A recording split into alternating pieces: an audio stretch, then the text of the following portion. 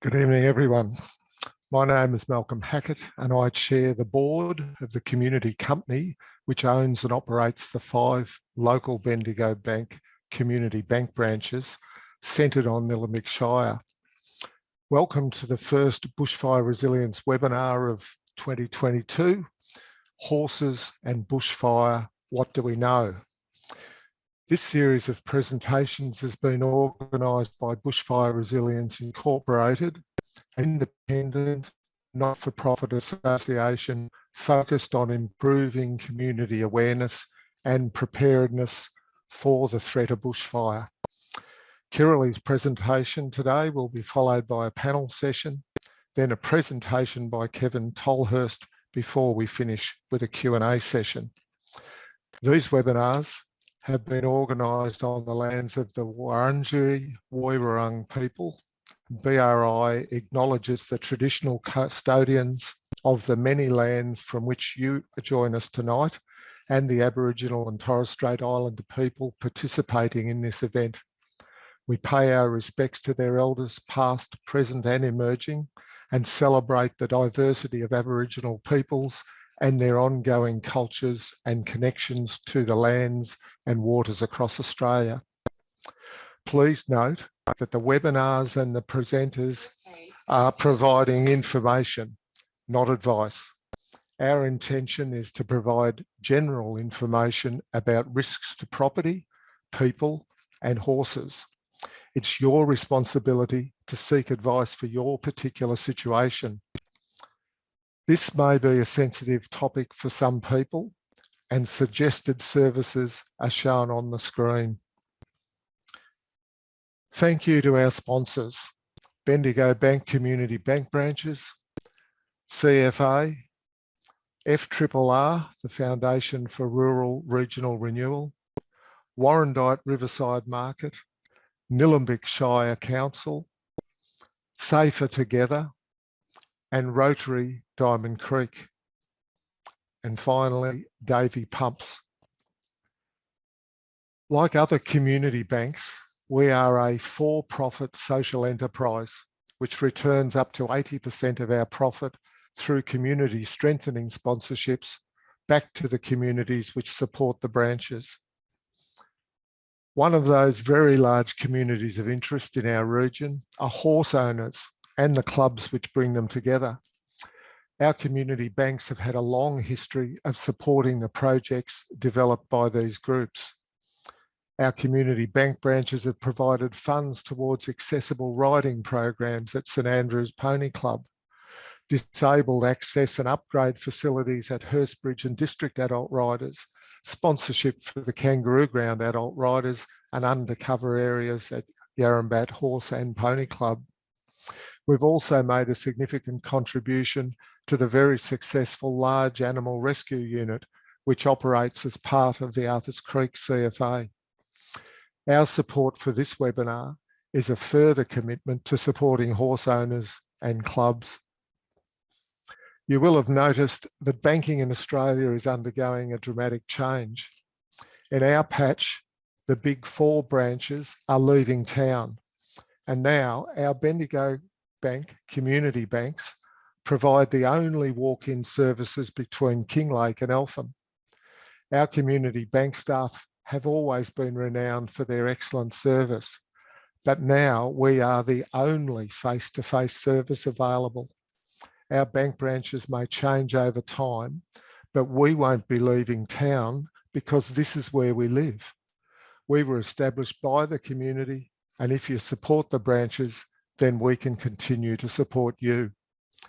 If you do bank with a Bendigo Bank Community Bank branch, then you have the benefit of knowing that Bendigo Bank has topped the list of Australia's most trusted full-service banks, and it continues to rate amongst the top 5 most trusted brands in Australia, a phenomenal testimony to Bendigo Bank's integrity and its community focus. Thank you for registering your interest and for submitting your questions in advance. Please complete the feedback survey. We will send to you after this event, because it enables us to keep improving, and the collected results help other households living with bushfire risk. You'll be able to ask questions as we proceed using the Q&A function, but please keep your questions short and to the point. If we run out of time, we may be able to provide answers on our website. These webinars are being recorded and everyone who has registered will be sent the link. Now, I invite you to participate in our first audience poll. Rowan, can you show that, please? Does your household safety bushfire plan include your horse?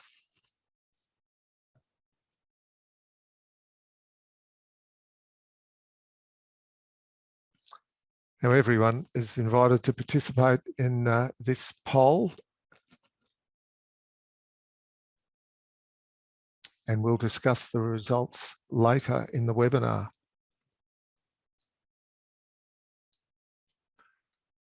Now, we're going to begin with a presentation from Dr. Kirrilly Thompson from the University of Newcastle. Later, Kirrilly will be joined on the panel session by Dr. Andrew McLean of Equitation Science International and Dr. Chris Heislers, a highly regarded and very experienced veterinarian. Kirrilly is, as well as being a researcher, an experienced horsewoman, and I'll hand over to you now, Kirrilly. Thank you, Malcolm, for the introduction, and thank you for the acknowledgement of country. I come to you tonight from the very beautiful Biriban country in Central Coast, New South Wales. So first of all, I want to say a little bit about my motivation for talking tonight, which is basically to provide motivation to people listening. So we all know how to get information. It's at our fingertips with the internet. I'm not going to tell you everything you need to know tonight about protecting your horses from natural disasters. What I do hope to do is to share some of my personal experiences with bushfire, and share some findings of some research that I've done in the hope that that motivates people to get a little bit more information for themselves, to take a little bit more action, and to improve their own preparedness. So with that in mind, I'd like to take you through some of the fire experiences. Well, this is all of them since 2015, and there's more here than I actually thought when I sat down to go through this. But since 2015, I've experienced 6 fire-related events. One of those was not a bushfire, and through this whole time, I was the owner of 3 horses in South Australia, and they lived, most of that time, they lived across 2 different properties. I used to like saying, I had an old one, a young one, and a bung one.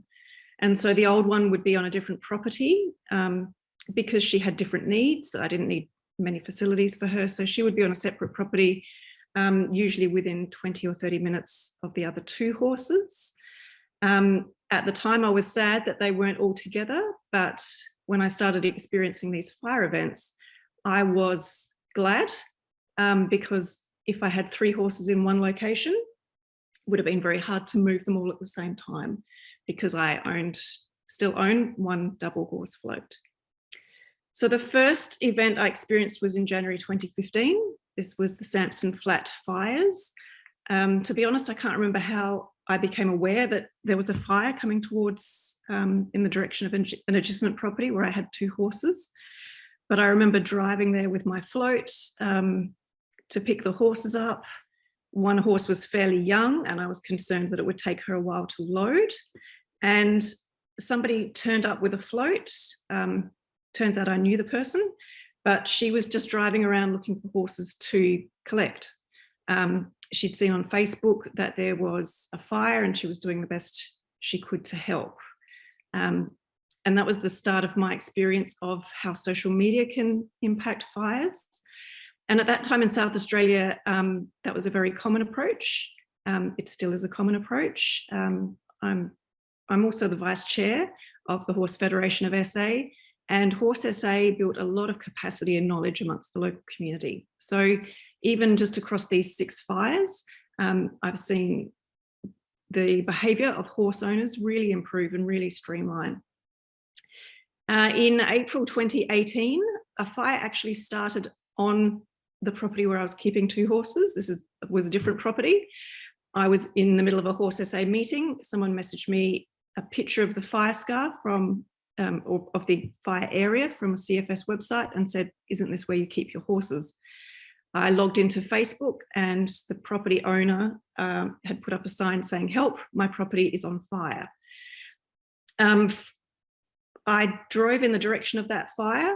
I parked in the cemetery in a car park nearby. I knew enough to know not to block the roads, and I sat there and watched on Facebook people messaging the owner of the property saying, "We're coming, we've got floats." And I spent a lot of my time saying to people, please do not congest the roads. The CFS need access to enter. And so that was a really interesting experience for me, because as you'll find out and from my presentation, as you probably already know, early evacuation is the gold standard of advice. But what happens if a fire starts on your property? In April, I moved the horses to another property and a fire started 1 road away. And that was put out fairly quickly. In December 2019, we had some really horrific weather conditions in South Australia. We'd had fires on Kangaroo Island. We had a warning of a catastrophic fire day, and I evacuated 2 horses the night before that catastrophic day down to the Magic Millions facility in the city. That's no longer an evacuation point. And Horse SA have secured funding to establish a new safer place of refuge and evacuation facility bespoke for horses at the Murray Bridge Racecourse. So that was my experience of early evacuation. What I learned from that was how stressed I felt evacuating because of a fire, but not in the face of a fire. So that surprised me. I was a little bit shaky as I was driving, and I could sort of feel the drama, so to speak. In January 2021, I took the opportunity of the long weekend to go to the beach and enjoy myself. I walked into the water, I turned around and there was a massive cloud of black smoke. I got on to the internet, and that was the day of the Cherry Gardens bushfires. Because I'd gone to the beach, I was with my boyfriend. We took his car. For me to get back to my horses about 2 hours away, we first had to drive back to his house where I could get my own car, which was a towing vehicle. I didn't have horse shoes or anything with me, as in suitable footwear. I had nothing really to prepare me for going to evacuate my horses. My lesson from that event was that in South Australia, possibly also here in New South Wales, but in South Australia, in summer, I should always be in my towing vehicle. I should always be ready to go, even if there's not a catastrophic fire warning, because it took 9 hours for me to get from the beach to my horses. And that's because by the time I got back to my boyfriend's house, swapped cars and headed towards the agistment property, the property was cordoned off. The property was in a zone that SES were not letting people enter, and I was stuck literally 1 road away from my horses at a cordon area. And it wasn't until we found a back road route to get to the property that we were able to evacuate those horses. I then moved to New South Wales, and within 1 or 2 weeks of moving here, there was a controlled burn in the scrubland backing onto the property I'd moved to. That controlled burn then went out of control. So I've been followed by fires and had various different experiences. I didn't evacuate from the out of control controlled burn because obviously there were emergency services in attendance. There was no communication from the local brigade or the state Facebook channels, but I knew a volunteer from the brigade, and so I was in contact with that volunteer to get advice about whether I should stay or go. This photo shows that day the Cherry Gardens fire. And what you can see, this is the agistment property where I was keeping my horses at the time. What you can see is one horse float left because other people had been able to evacuate their horses. That's my horse float. This photo was taken while I was blocked at a cordon and unable to get in to move the float. The float had a locking bar device on it. The keys were in the shed, and I had told friends to take the bar off. I can't remember if that happened or not. The other vehicle you can see is from a friend who kept her horse at the same property. She did not have a float. So she took this photo while she was on the property, preparing to stay and defend with the property owner. By the time I got to the property, we bypassed the cordon. This was our view. So this is what we were dealing with. At this stage, we were very lucky that the wind changed direction. So this fire got within 6 kilometres of my horses. I was then faced with another decision, which was, do I continue to try to, or do I evacuate my horses, knowing the fire's changed direction? And I did. And I evacuated the horses to a property of someone I didn't even know, who had horses I didn't even know, who had fences of unknown quality. That's the decision I made at the time to get the horses out of danger. One of my horses would not float with others. She was a really bad scrambler. The last thing I wanted was for her to go down.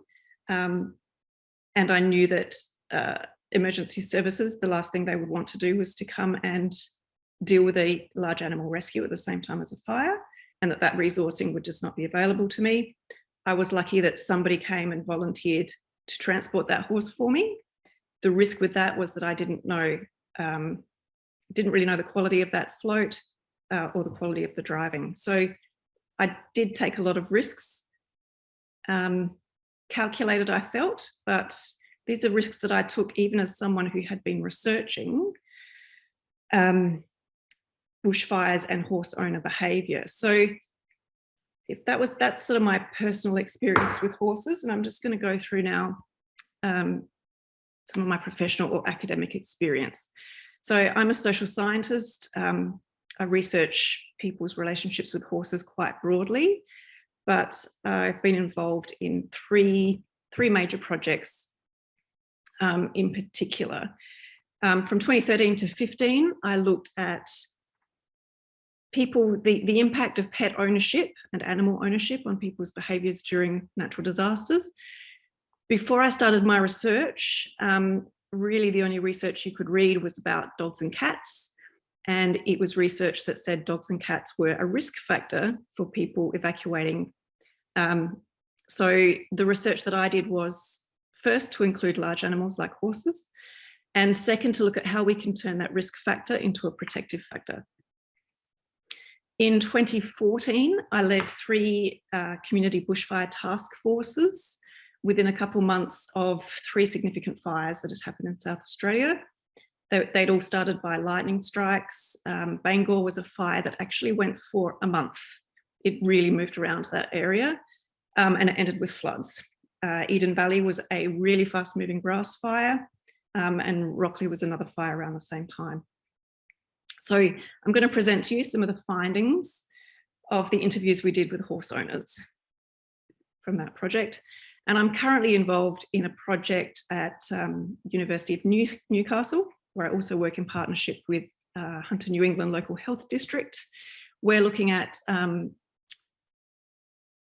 making sure that there are suitable evacuation areas for people with large animals. So I'm just checking the clock here.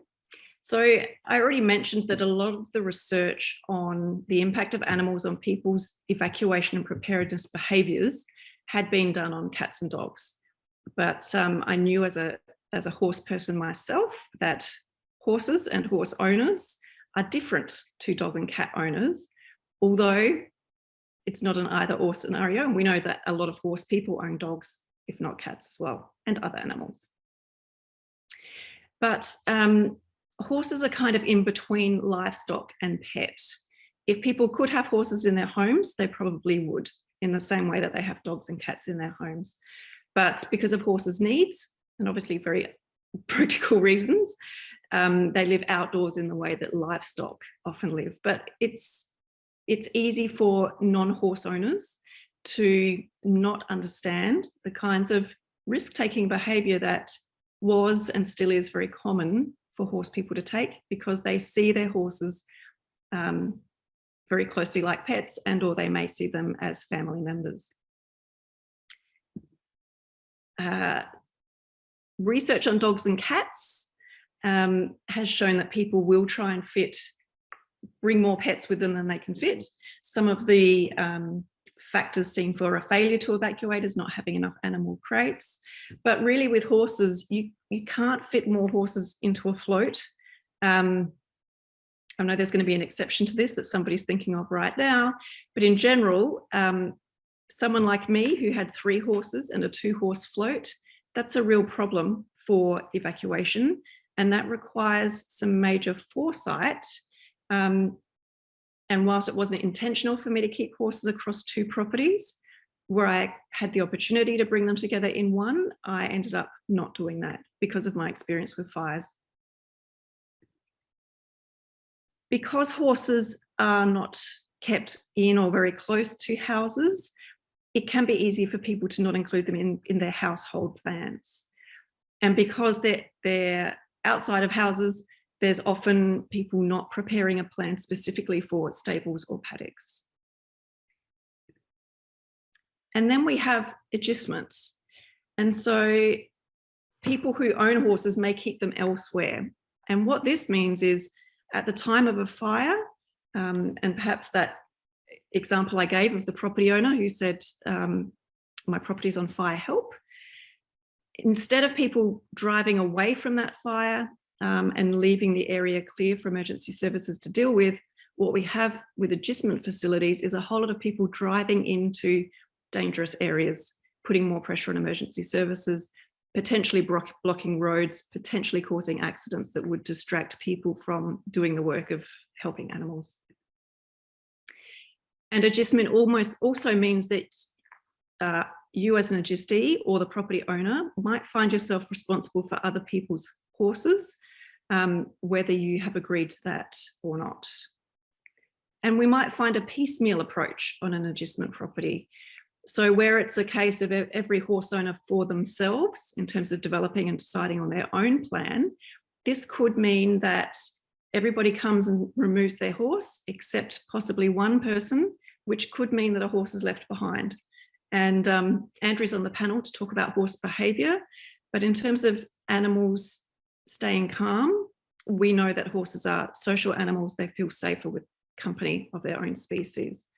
So there's a lot to think about with horses and fires. It's a very complex scenario. In terms of recommended action, the safest options for horse owners are preemptive relocation of horses the day before an extreme catastrophic fire danger rating is issued, or to prepare the property well in advance to be in a position to stay and defend. We know that the most dangerous options are just waiting and seeing, leaving at the last minute. And when people think it's the last minute, it's well beyond the last minute, or having no plan at all. And this is a photo here just to, a part of my motivation, I suppose, for people to think about evacuation and what that entails. If you're going to evacuate, you need to have a vehicle and a horse float that are in good condition, that are working, and you need to understand how fire affects the environment, how fire affects visibility, how fire might affect how well your radiator works. And so I don't know the context of this image. We don't know if this is an image of someone who left at the last minute or early. But this is here to just get you thinking about the practicalities of being in a fire area. So these bushfire task forces that I led, we did 171 interviews. We went door knocking around the fire scars of those 3 areas. And out of the 171 interviews, there were 21 households that were responsible for horses. This here, you don't need to note this because you'll be given a copy of the presentation, but I'm about to tell you findings that were published as this journal article. So let me give you an overview of what people said they would do, what their plan was before those fires and what they actually did. 21 people were responsible for horses. 10 of those people had a bushfire action plan that included horses. 11 of those people either had no plan or they had a plan, but horses were not included in the plan. Of those, 6 planned to relocate. Of the people who planned to relocate, 3 successfully relocated their horses, 3 did not relocate their horses. And of course, I'm not giving you the background of each individual case, so please don't try not to judge what you're seeing here. Those people who plan to relocate but did not relocate, that might have been the right decision for them at the time. 4 people planned to keep their horses on their property. 3 ended up doing that.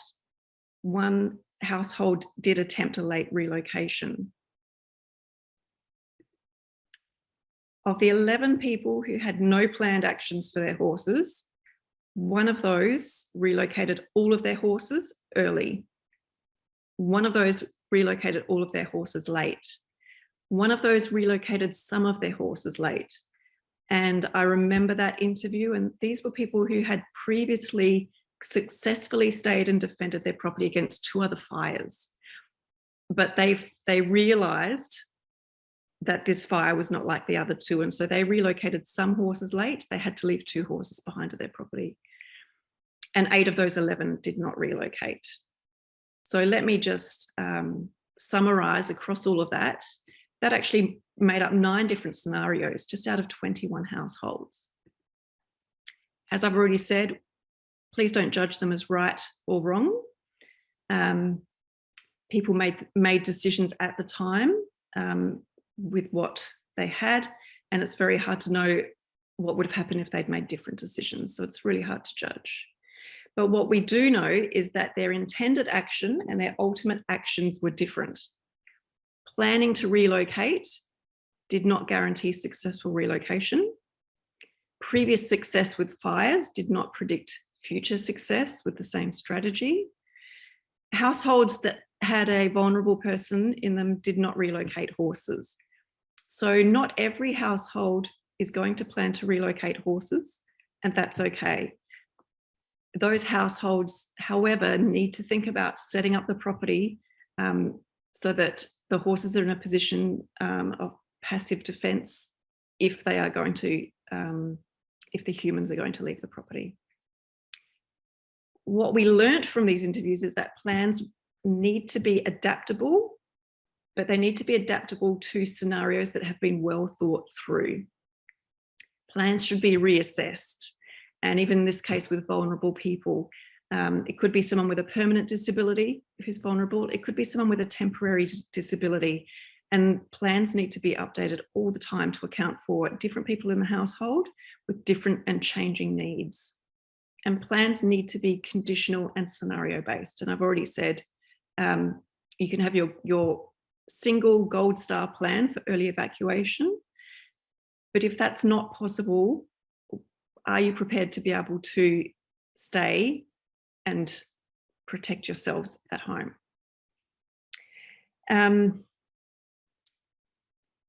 What I'll do here, I know I can see I'm already running short on time.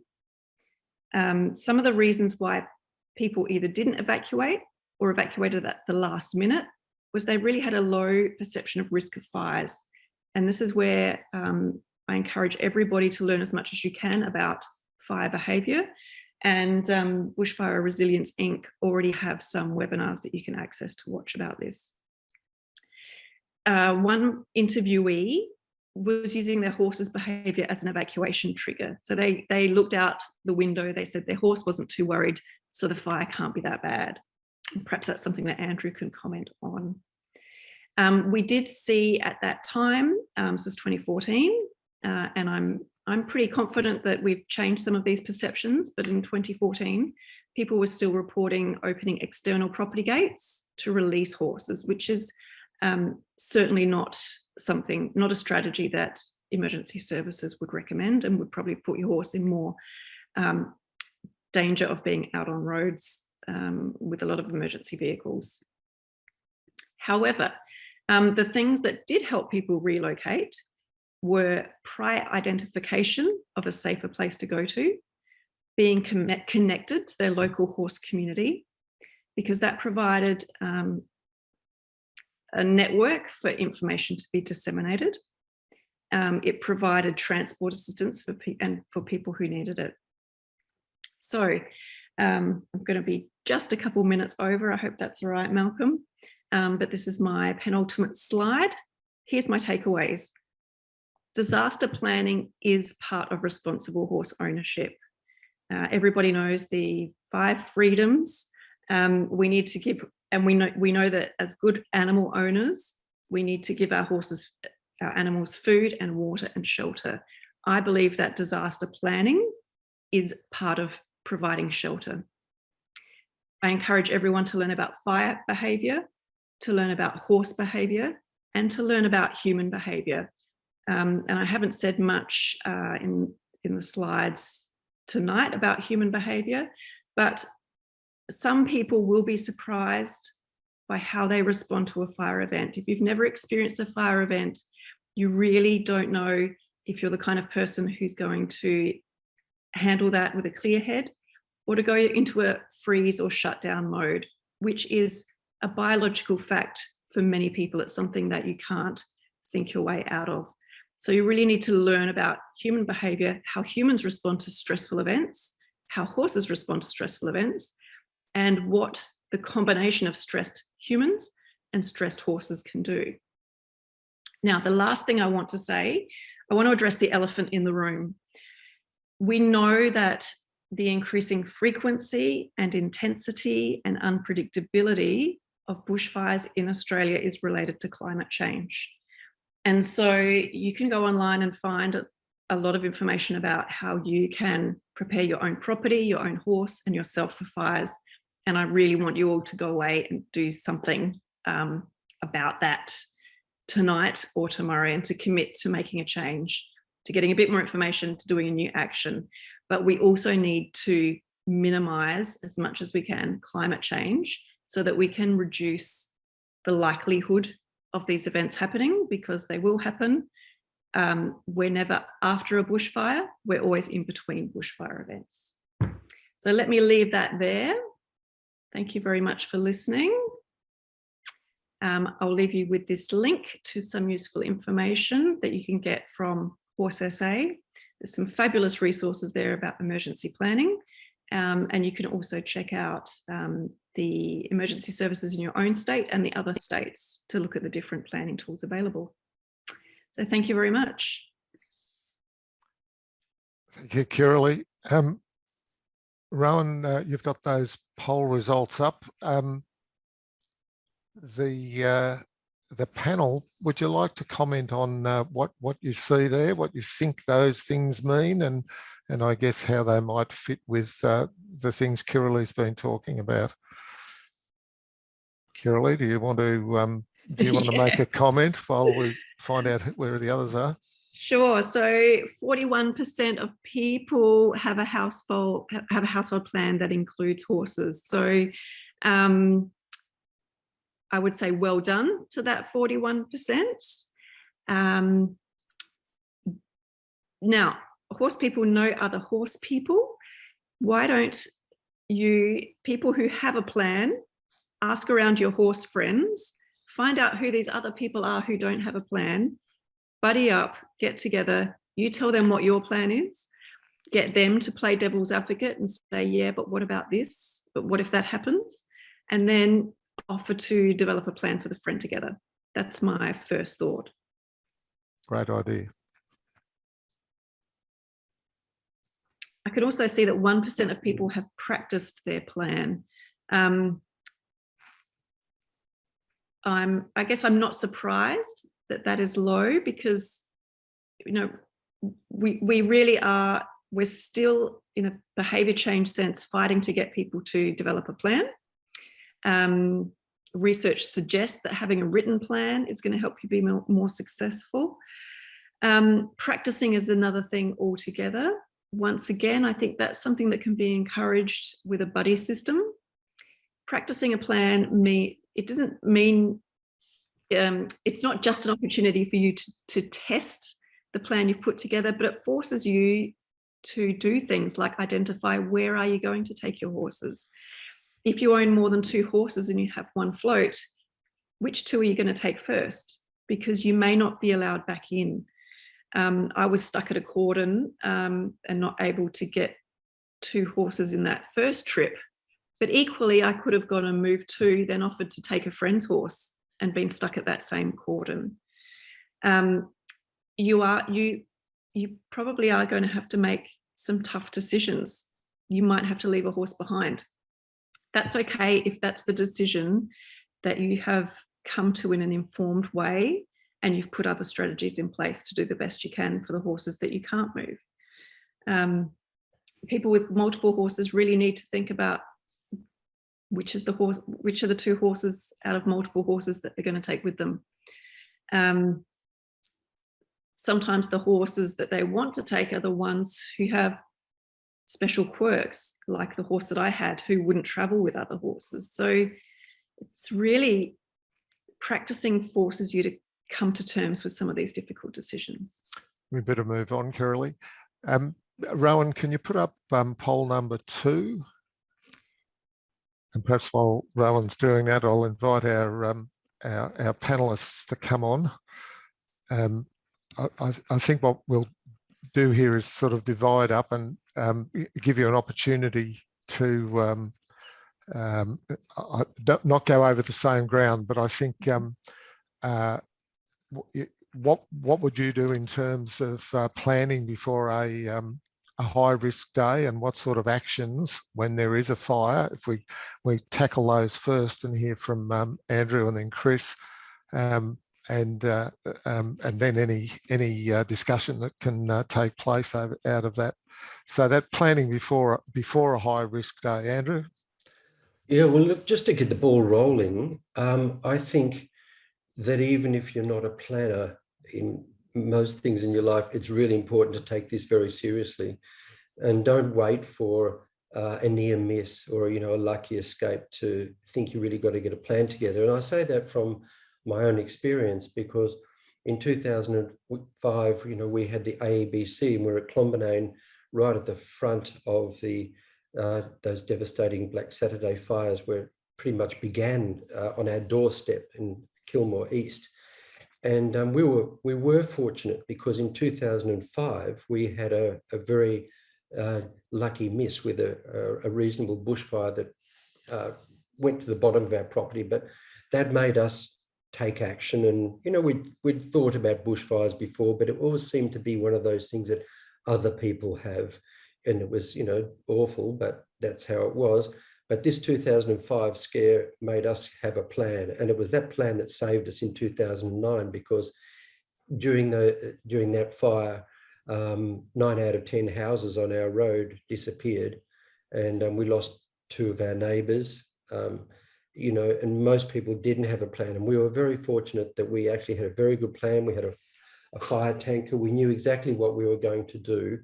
And really the plan was what saved us. We had all our horses in the indoor arena, except for the stallions. They're in 2 boxes.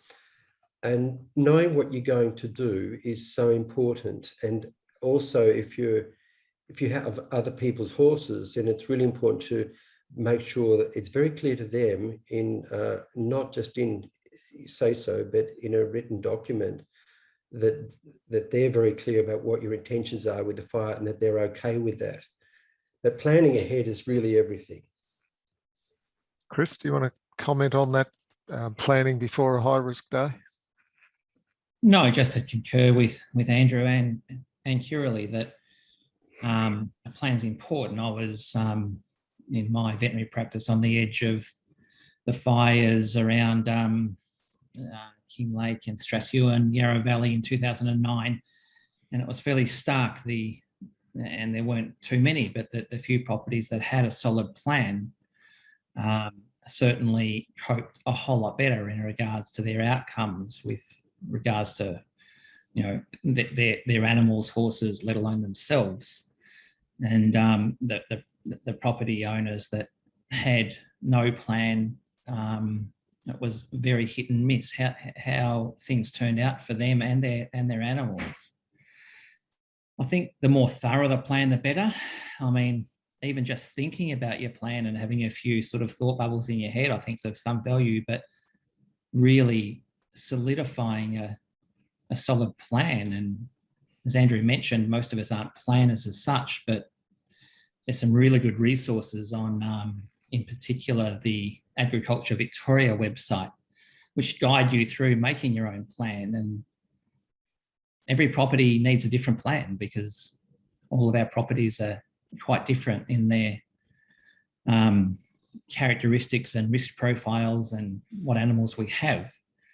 So I'd encourage everyone to go onto the CFA website and look at, you know, their pages that cover formulating a plan that's specific to your property. And these pages really just get you thinking about the issues that will become important on that day or in the days prior to a serious event. And if you put thought to that and put it in writing in particular and written it down so that in the moment of panic, you just go to your plan, your outcome guaranteed will be a whole lot better. And really, if you haven't looked at what's available as resources, it's really easy. So you might be thinking, there's just too much to think about, there's too much to plan, I wouldn't know where to start.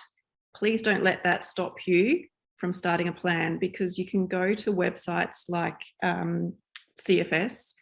There's a Word document there. It's really basic. It's got a list of things you might do. All you have to do is delete the things you're not going to do, add anything else that you want to add. They're designed to be really user-friendly. So please don't think you've got to start completely from scratch and imagine all the things that you can't even imagine. There's some really good tools out there. It's a good point, Kirrilly. I had a look at some of those South Australian websites after you'd pointed them out to us, and it got me thinking about things right across the country where people have brought their minds to this, and there are useful documents everywhere, really. But certainly start with your own state and go looking for something that's useful. Andrew, do you want to tell us something about what your actions were when there is a fire, and what sorts of things you think people should do when they know there's a fire? And I guess it's particularly if they've decided to stay and defend.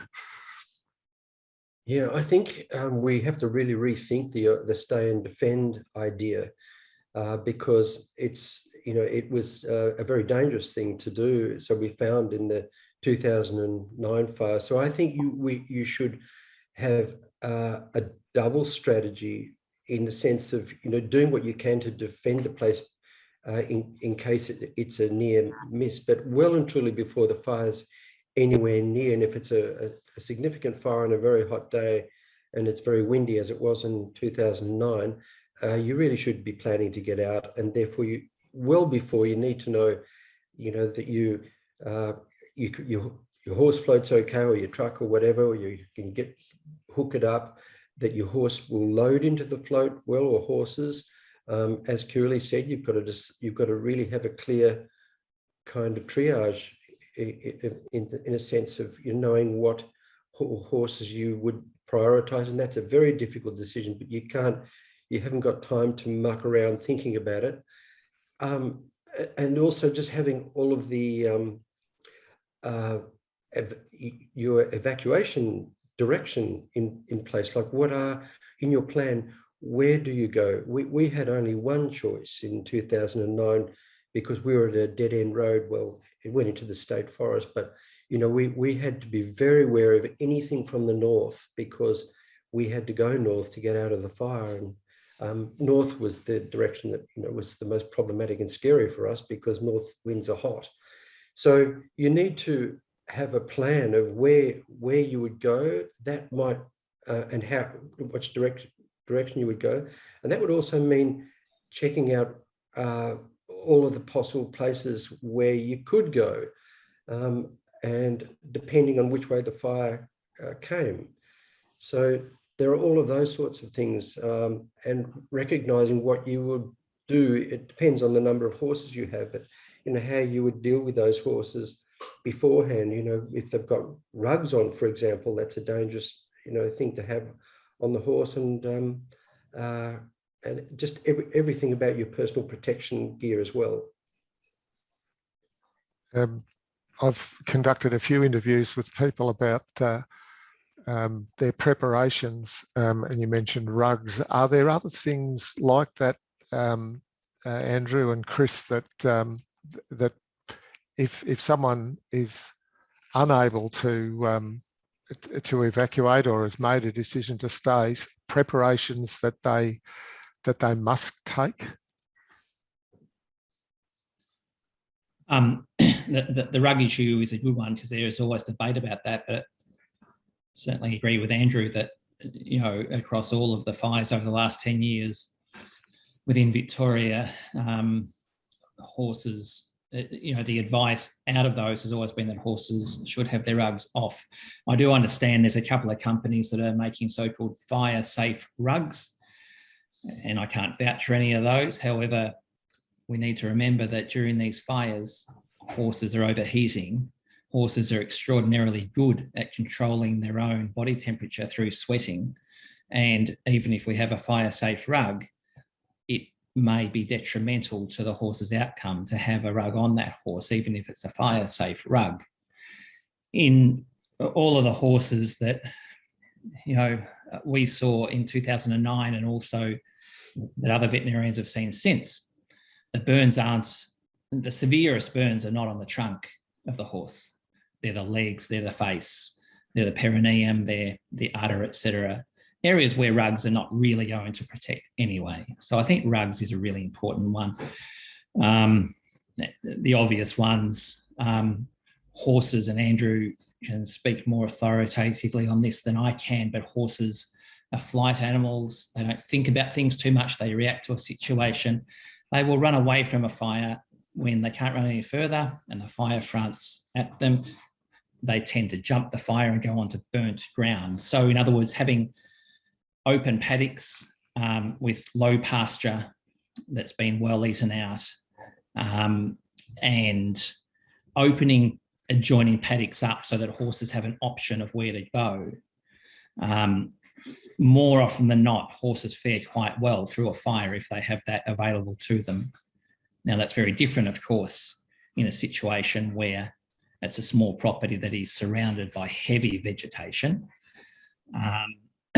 where we need to think about other options.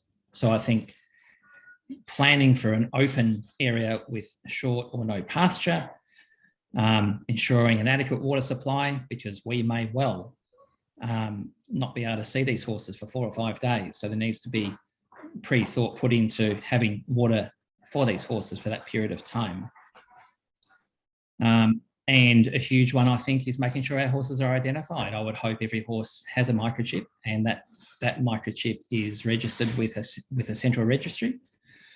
I think they're the points that I'd like to make. And Kirrilly? Yeah, I would add to that. Chris has just reminded me, sometimes you see photos of people who've written their mobile phone number on the horse's hooves as a means to reconnect horses with owners. Instead of doing that, I would recommend getting stock paint and putting a phone number down the side of the horse, so something is very visible from someone in a vehicle from far away who doesn't have to bend down to look at a small telephone number written on a horse's hooves. Of course, microchipping is really important here, and I think there is a role to play for the proposed traceability register for horses, for being able to reunite horses with their owners, and that goes for floods as well as fires. Chris, you mentioned having fodder and water and so on following a fire. What in terms of recovery after a fire, particularly if the horses remain on the property, what sorts of things would you have in your recovery kit? And I guess Andrew would have had these experiences himself as well. Super important that there is enough water to last the horse for, I don't know, 5 days, because it's quite likely that we won't be able to get to our horses, or if we can, we might not be able to get to somewhere to get water sources, particularly people on rural properties that are on tank water and relying on pumps, etc., and they may or may not be functioning. So a very good water source supply available, and having roughage, because of course when the fire goes through, everything's gone. And the most important thing they need is roughage, number one. So it's hay. Now, clearly in preparation for a fire, you need to make sure your hay is stored somewhere where it's not going to burn. And that comes into your fire plan. That's the most important. Hard feed's important, and it's a different topic again, but horses that suffer severe burns require huge amounts of extra protein and energy. I guess those horses would generally be coming under the treatment of veterinarians, and that can be helped. But in short, to have some bags of high protein, high energy feed in stock and ready to go is absolutely worthwhile. But you need to plan to make sure that your water and your feed is stored in a situation where it's not going to be burnt. Yep. Andrew, anything you want to add? Yes, I think, I agree very much with Chris on that. And just to add that, I think checking your local CFA and also your Shire Council for information about not only refuges, but also where fodder stations are. For example, that's something that comes up. We were a fodder station after the fires of 2009, and so we organised delivery of hay and anything. There was so much donated; it was quite remarkable in terms of feed and gear. But just having that knowledge is really important. And the thing that's different about a fire compared to a flood is that floods abate very slowly, whereas once the fire's gone through the area and it's now a day or so later, there's a lot you can do. And that's it's really important to know what you're going to do, because there may not be water. It may be that some of the pipes are burnt. There could be all sorts of catastrophic effects on food and water. So it's really important to think about it and plan ahead. The other thing that I think is important, just because we talked about the horse's behaviour, is that don't think that the horse is going to be a gallant leader of all of the others and take them to a safe place. It is a little bit hit and miss from all of the research that I've done about this, that because they're flight animals, when they get to a certain level of anxiety and arousal, it can be pretty random. They will often head towards a fire, but the difference between horses and us in our hearing is that horses hear at higher frequencies than humans do, and they don't hear so much low frequency stuff. So the crown fire is quite low frequency, it's up to 400 hertz, but the ground fire, with snapping, burning twigs and all of those sorts of things, is very high frequency sounds up to 15 kilohertz.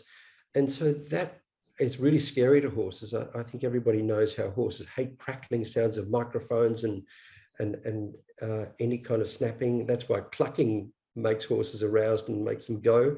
So those sorts of things are worth thinking about in those kinds of fires. And grass fires are also very noisy in that area. So my point is that the horses can hear things that we can't hear, and that can definitely change their behavior. And that's again why planning is important. It does sound quite odd to think that you could plan before a fire, but in most cases, and certainly in 2009, we did know the day before that we were in for very high winds and also very high temperatures. And I think that's information enough to get cracking on your plan. Thank you, Chris and Andrew and Kirrilly for that discussion. We're going to have a look now at our poll results. Rowan, if you could launch that for us.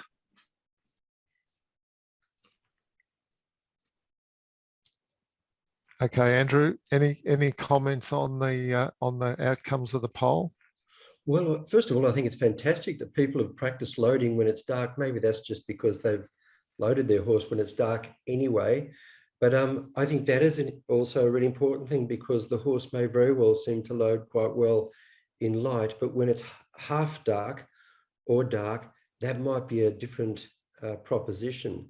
So I'm really pleased to see that some people have already done it, but I think it's something that we should all do, because if we plan to move them, we shouldn't expect that a fire is going to occur in the daytime necessarily. It can happen at any time of the day. So that's one thing that I would say.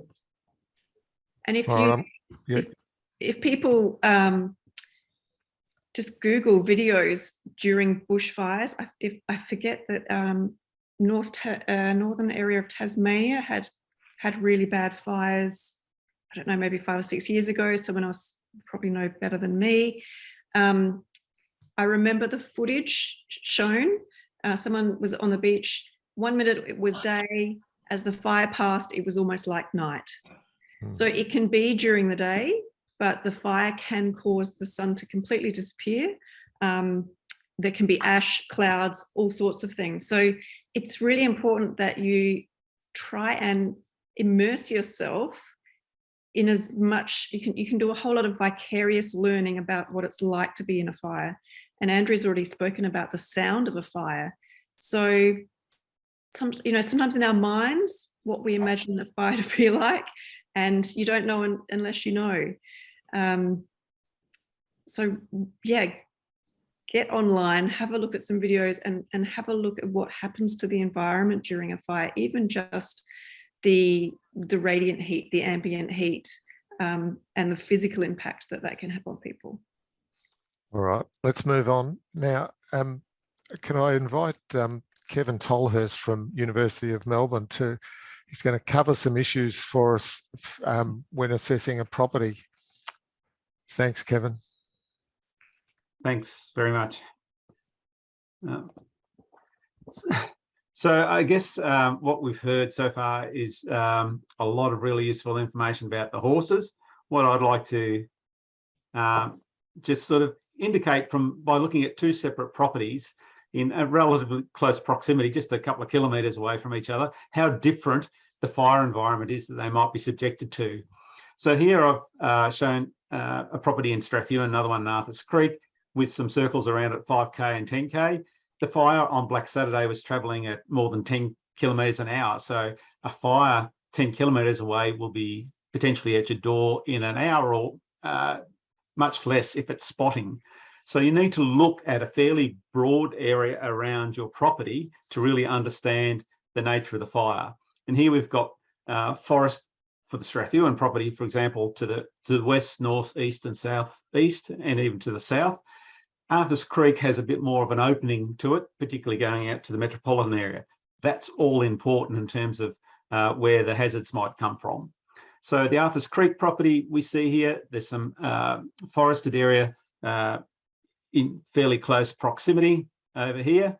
That potentially could create a more severe fire, but even spotting coming from those hills in the background could be quite significant. The Strathewen area is surrounded by mountains, and so the chance of this area being under severe conditions, basically a drop zone for embers and effectively a firestorm for forming, is of great significance. So whilst this is in the valley, often people think being in the valley is a safer place than being on a ridgetop like the other property was. But under really severe conditions, the reverse is almost true.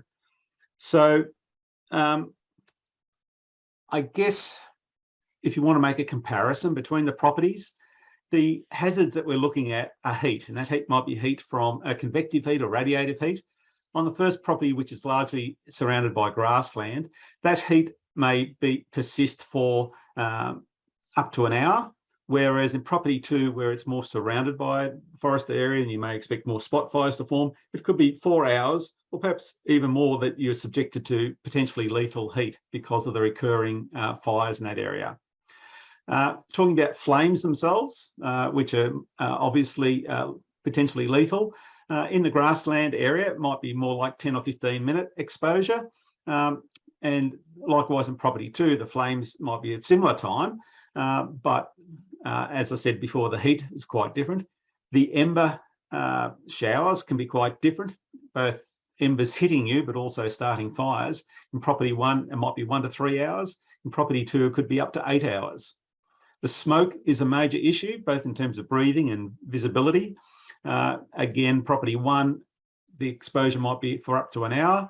Property 2, it might be for a couple of hours where you have smoke, which is limiting your ability to move and to breathe in that area. And just the wind that might be created. So in property 1, we're going to be exposed to the ambient wind. And in property 2, potentially because of the firestorm activity, you may end up with 20 minutes of cyclone strength wind. So that has a big impact on what you do and how you go about it. So some of the options you need to consider is leaving early, as we've heard, using barriers, refuge areas or shelters. That needs to be well planned and thought out. And we've heard some great suggestions here tonight.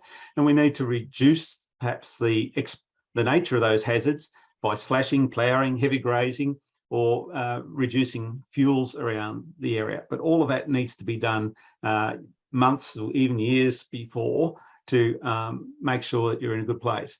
So we're going to talk a bit more about this, or a lot more about this, in webinar 5 for anyone who's interested on the 21st of September. So we'll be dealing with bushfire risk in more detail. But this is just a little snapshot of how different 2 properties can be in close proximity to each other just because of their location in the terrain, without even considering access and egress type issues and issues about your horses, but just understanding the nature of the fire that you might be exposed to and what you need to plan for. So thanks very much for that. Thanks, Kevin.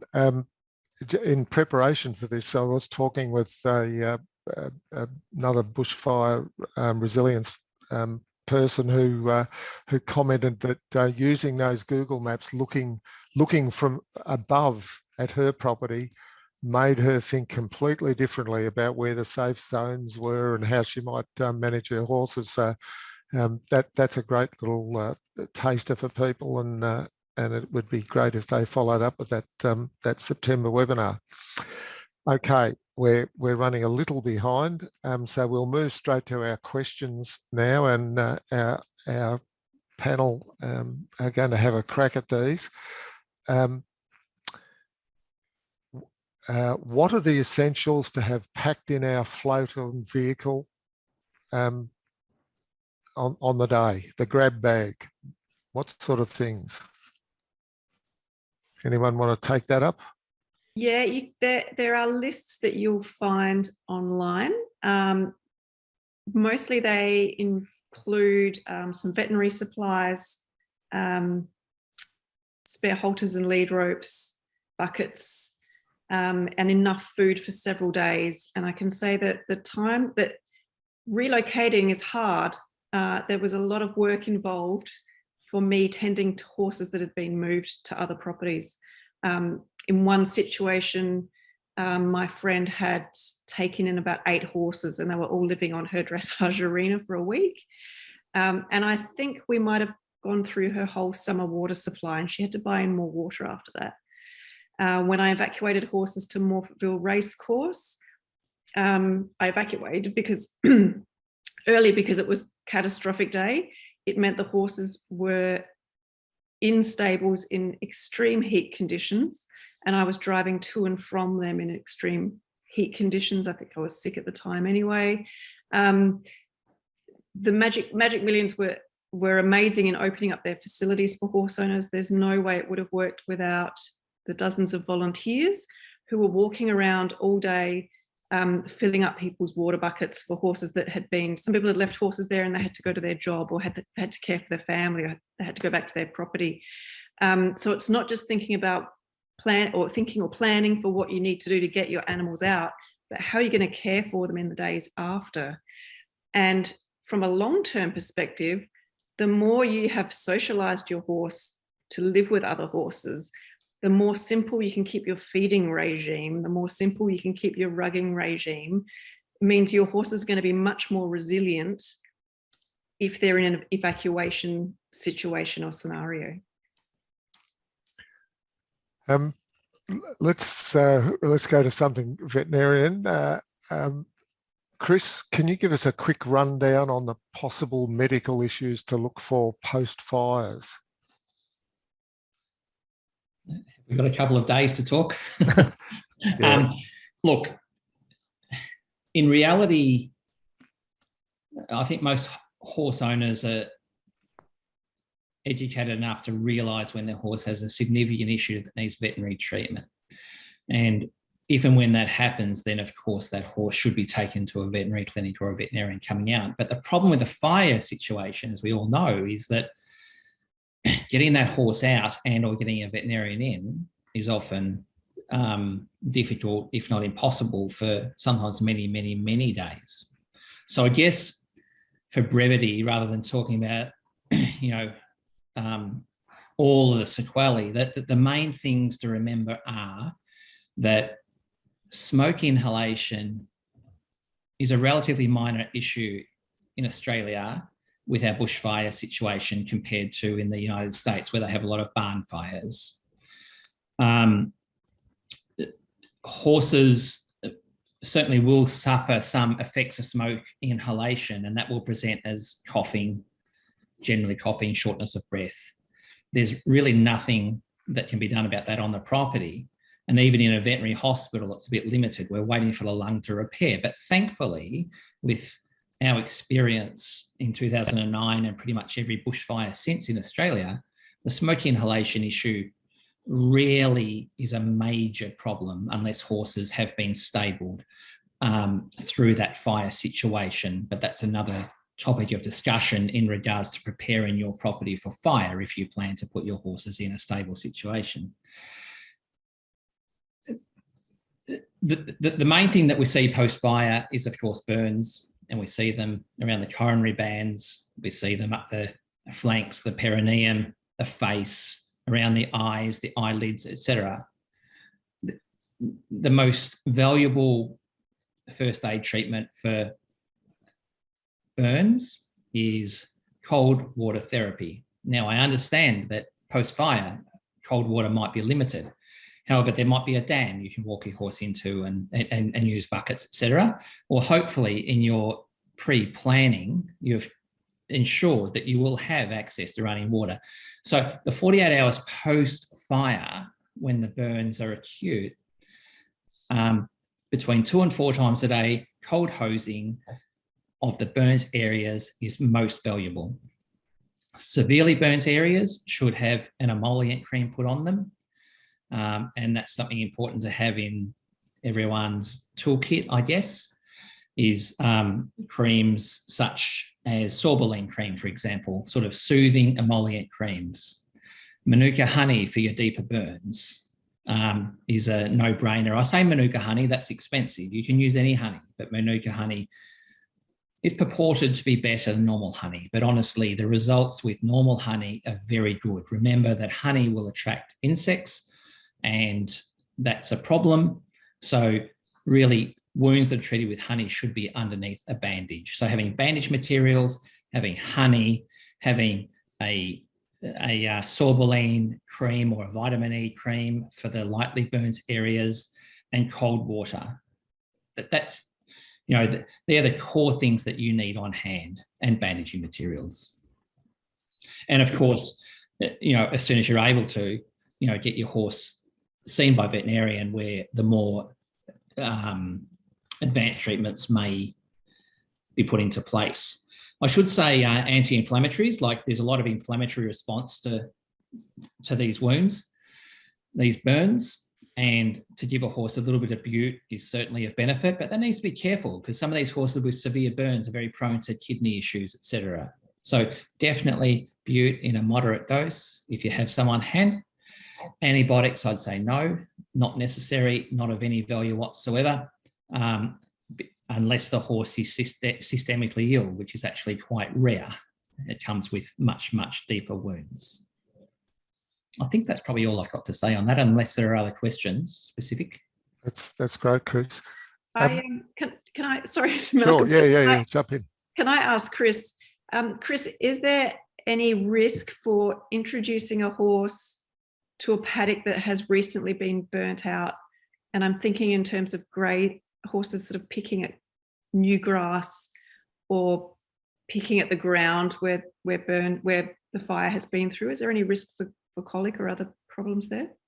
No significant risk. I mean, the colic risk is because of the stress associated and the change in feed. In that sort of situation, you don't really have an option but to introduce them to the new feed, or alternatively to put them in a yard and feed them on hay. There won't be any new pasture growth in those paddocks for quite a while. In effect, the risk is negligible. And I think there's far more benefit in letting that horse walk around and pick at what they can pick at. I think also in terms of introducing them to a new place straight after the fire, if it's a paddock, it's really a useful thing to walk the horse around first and show the horse the perimeters, because, you know, as we all know, when you let horses into new paddocks, they often become, you know, really highly aroused and start prancing about or galloping about. So I think that is a useful thing to do before you let them go. And the other thing is, don't be afraid of letting horses go with other horses, because that's often people's biggest fear. They say, oh no, this horse is, you know, he's really aggressive, or she is, and won't get along with the others, or it never has. It seems to pull faces at other times. But our experience was very different to that. In 2009, we put 30 horses in the indoor arena for 6 days because all our fences had largely disappeared. And after 6 days, we had one bite mark on one horse, and that was it. And I think we underestimate how clever horses are, you know, socializing. Often the more, you know, when we hold them back and they look like they pull faces, rather like dogs do, it's a different kettle of fish when they're together. So that can often be dangerous when people start hesitating about those sorts of really minor things. And the other point I thought I'd add to the list of things you take if you're taking your horse away is, apart from buckets and things that Kirrilly has mentioned, and the medical things that Chris mentioned, is also a couple of extra lead ropes, because you never quite know. If you're going to sale yards, for example, you might discover that actually there's no gate, and you know, lead ropes make quite good temporary gates. Thanks for that. Look, we've had a question here that says, why do we concentrate on evacuation and not preparation of our property? Kirrilly, you might want to say something about this, but Andrew, you've been through the experience. Why focus on evacuation rather than preparation of the property? Just my quick experience on that was that because we had, in our experience, the fires were very bad for many people in, you know, various places, Kinglake and Maryborough, but we had 2 fires on that day. The first, because it came from Kilmore East, just down the road, the first fire went just right through our property, but on the south side of our house, and the indoor was further north. And then in the afternoon, the fire came back along the north side, and it just left this small little, you know, sort of area of our house and indoor, which had a lot of embers falling on it, but we had a good fire plan, so, you know, we managed to put those out. But the point is, we were lucky because the fire, we didn't have a full fire front onto the indoor arena or the stable area or the house. And had we had that, it would have been a very different thing, and we would have been much better to have evacuated. And I think because you don't know that, the outcome, fire is so tricky and unpredictable, I think it's much better plan to get out. I've got a question, I guess, follows that up, and that's in light of what Kirrilly was saying before, and it's related to evacuation fatigue. That might mean that if people do move their horses off property on high risk days, but eventually it's likely that they'll stop doing that and they'll wait until they see a fire on its way. Is that something, Kirrilly, that there's been any research on? It's very likely. I've thought about this a lot. There's been some summers in South Australia where you feel like every day is being forecast as a catastrophic day. What are you going to do? We know that not being in front of a fire is the best way to not have your life threatened by a fire. Evacuating requires a lot of work. Staying away requires a lot of work. Not everybody is in a position to be able to evacuate. This is just the world we live in. If there's people, of course, are going to get evacuation fatigue. I think it's very important that, and my big concern about evacuation fatigue is where someone evacuates the day before a catastrophic forecast and there is no fire, nothing happens. My main concern is that people will feel silly for having gone to the effort of moving.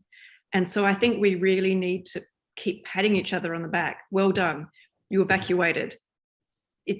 We don't want people to think I did it for nothing. Every time you evacuate, you've practiced. Every time you evacuate, you've learned something new. Every time you evacuate, you've got more experience. And so I don't have a simple fix for fixing the fatigue part. But this is the world we live in, and this is part of horse ownership. And maybe that's not for everyone. And there are alternatives in Australia. You don't have to own your own horse to enjoy horses. I think it's something all I can say is be aware that fatigue, you may get evacuation fatigue in a season of a lot of evacuations, and that the way you need to be aware that fatigue might be impacting the way you respond to the next event. It may come in as a kind of a bias, and it may bias you to think, I'll be all right, or it won't be that bad. And so you've got to somehow develop your own strategies for picking up on your own bias that may be a result of that fatigue. Chris? Just briefly, just following on from that, I think evacuation is obviously the ultimate, but we shouldn't feel guilty by not being able to evacuate every time. In particular, work situations, a lot of people have multiple horses, 10, 20, 30, 40, 50 horses, and evacuation on a regular basis is just not practical. But that comes back to, I think, that question that the most important thing, even though evacuation might be, part of our plan, that there is a fallback plan, and that is that we have a very solid property plan, because even if we plan to evacuate, sometimes the circumstances mean that we won't have time to evacuate. So we do need that solid property plan as well. The plan can't just always be to evacuate. We need a backup plan. And in terms of, it's not an either or. There was a question earlier about why do we emphasize so much evacuation and not property planning? And what Chris has just said is it's not an either or scenario. And planning to stay and defend, you can plan for passive defense of your property or active defense of your property. And they're two quite different scenarios again. So the more information you can get, the better, the more you can plan for the plan B, or what if I can't put plan A into action? Have I at least set up my property that I do have an eaten out area to put the horses? I do have a place that I can take shelter whilst the fire passes. Yes, Andrew. I agree, and I think so much of it depends on the nature of the fire and the conditions on that day. But one thing I think that's important to say in this seminar is, don't kill yourself or others over your horse, and that means have a certain cutoff. Like if the horse may not load on the float on that day, don't put other lives, other human lives or your own at risk by persisting, because often if you persist, things get even worse and everybody's highly aroused and it becomes more dangerous. So I think that's a really important thing, to have that idea in your head that you're only going to, you're well practiced, you've done it in the day and in the dark, and you've got all your gear organized, but make sure that you have a plan B, that if it doesn't work, you've still got to, in some circumstances, get out.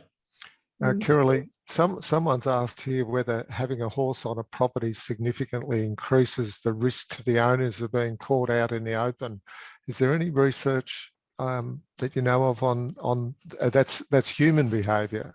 No research that I can point people to.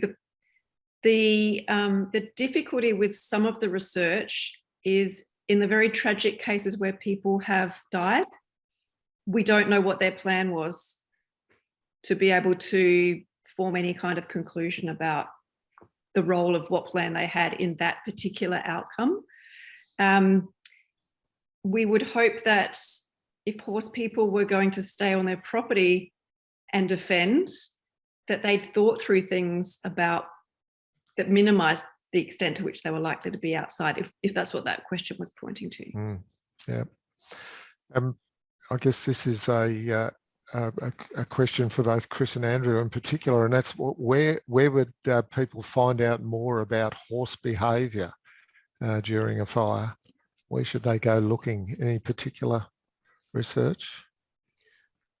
Well, Chris, if you don't mind me saying first, I think Googling it, there's so much information online now that it's really not difficult to find that sort of information.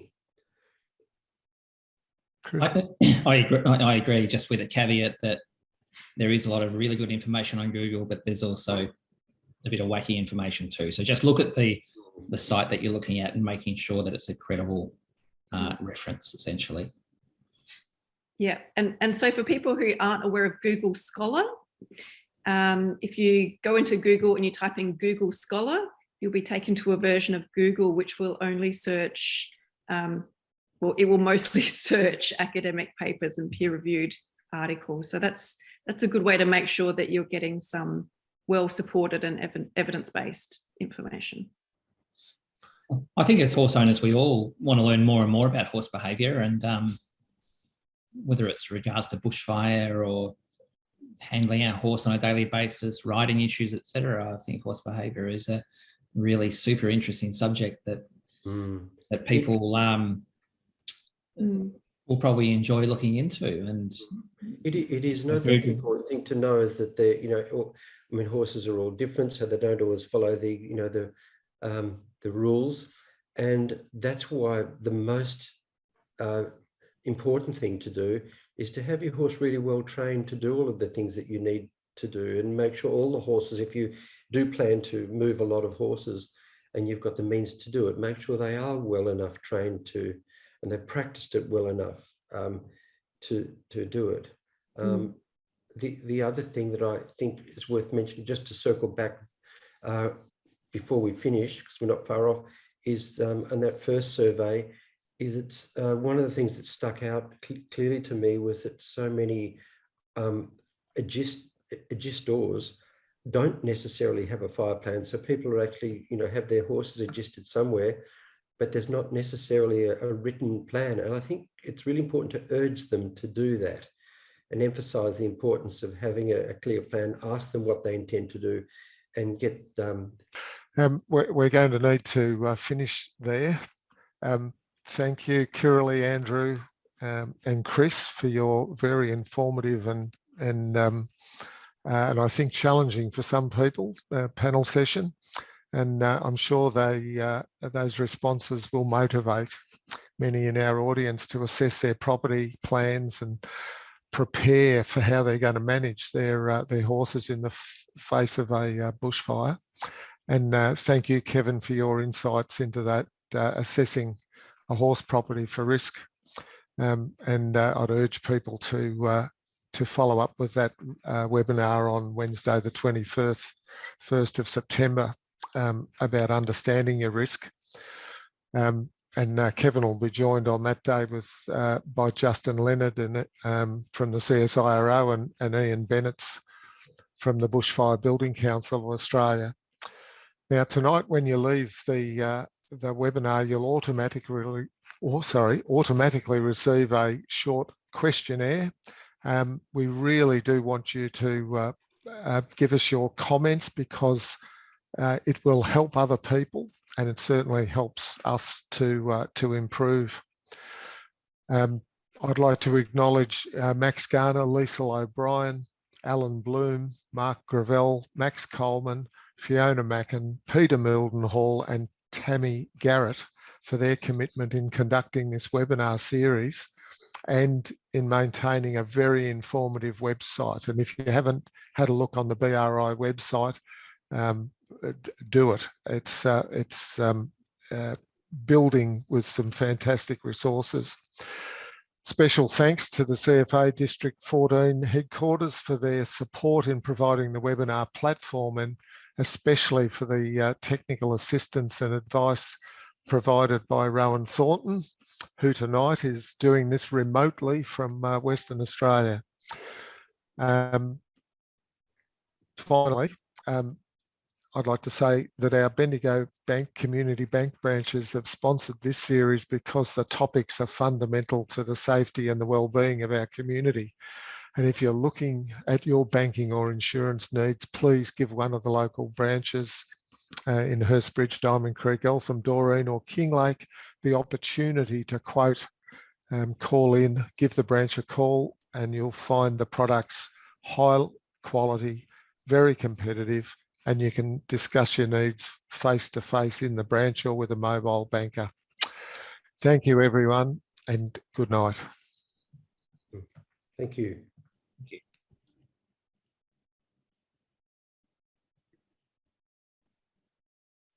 Thanks, everyone.